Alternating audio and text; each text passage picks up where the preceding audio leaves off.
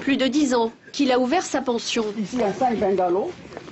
Et l'autre côté, il y a 2 bungalows et la villa.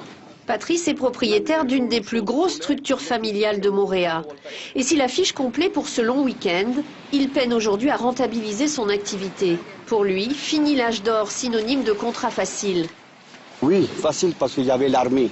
On travaillait avec le club DEC, c'était tout le temps plein. Mais maintenant, sans l'armée, on est obligé d'aller vers les clients. Voilà. Et les clients ne viennent pas forcément vers vous?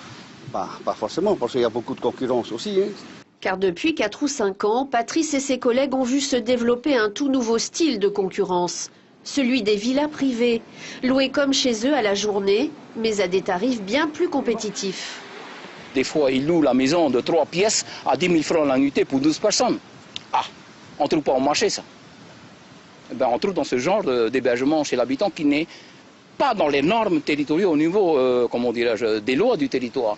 Par contre, les pensions de famille, l'hébergement chez l'habitant, nous, on paye des taxes, on paye la CPS, on paye les contributions, on paye... voilà. Et face à une telle concurrence économique, il faut bien soigner sa clientèle. Comment ça se passe dans le séjour? Les farés sont bien? Comment est-ce que vous êtes?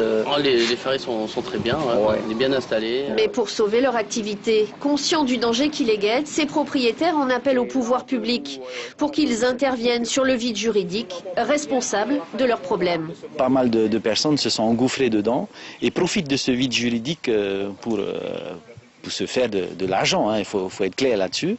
Donc nous on demande qu'il y ait un peu plus de concertation avec le territoire, avec les services concernés, justement pour mettre à plat les choses et pour dire que ben voilà, vous l'agent immobilier vous avez droit à ça, les pensions de famille ont droit à ça, le loueur en meublé il a droit à ça et pas autre chose.